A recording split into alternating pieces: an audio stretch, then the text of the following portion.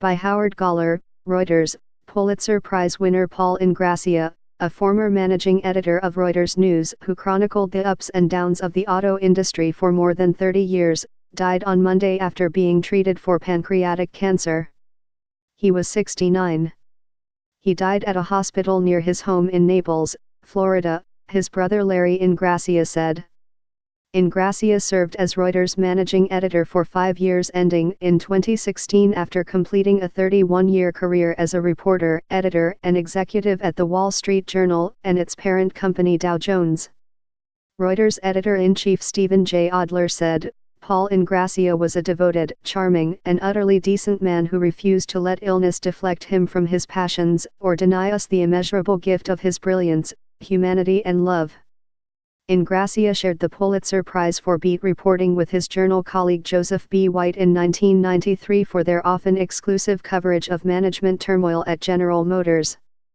White, now Reuters global automotive industry editor, said that in 1992 GM issued a press release announcing a leadership shakeup after a series of deep quarterly losses.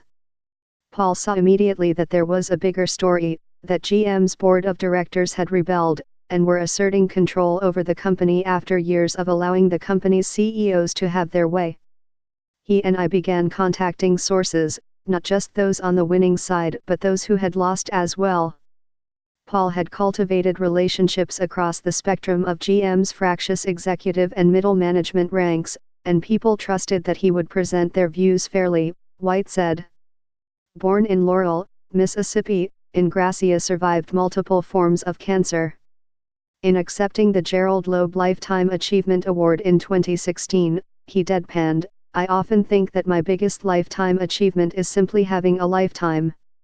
Larry Ingrassia, also a journalist, said he followed his older brother to the University of Illinois at Urbana-Champaign.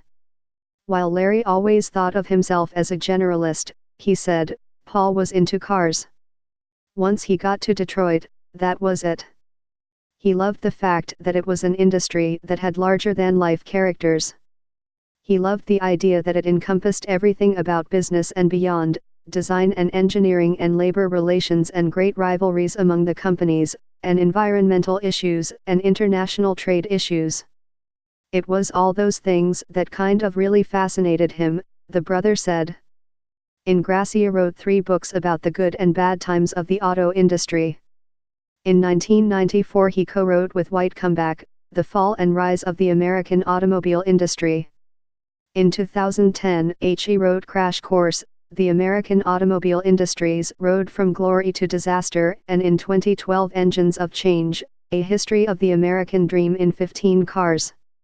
He called it as he saw it, he was thorough, fair, accurate, smart. He was in the business so long, he knew it.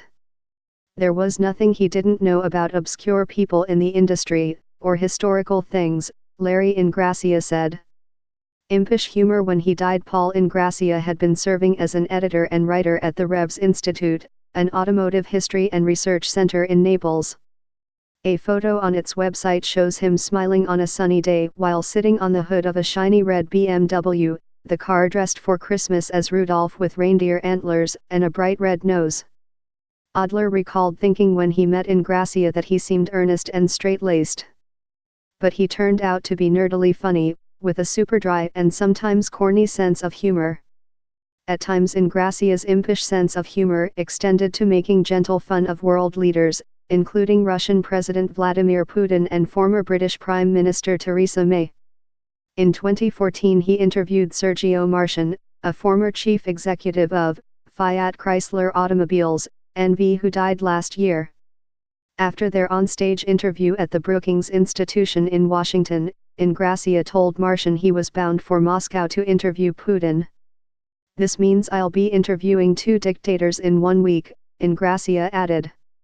In an ode to Brexit penned in February for the journalism website Tortoise, Ingrassia wrote, The ruling class was roundly stunned, how could this be? What have they done? Cameron said, I'm off, away. And entered then Theresa May. She's earnest and hard-working, too, alas, she also had no clue. Ingrassia leaves his wife Susie and 2 adult sons. Another son, Charlie, died of cancer at 39 this year. New York Times columnist Bret Stephens, a friend of Ingrassia's, said, "He was like my idea of what a great journalist is, completely self-effacing, incredibly and quietly knowledgeable, thoughtful in every way that counts, but above all as a human being and a man. He was wise and courageous like few other human beings I've ever had the privilege of knowing," Stephens said. Editing by Howard Galler.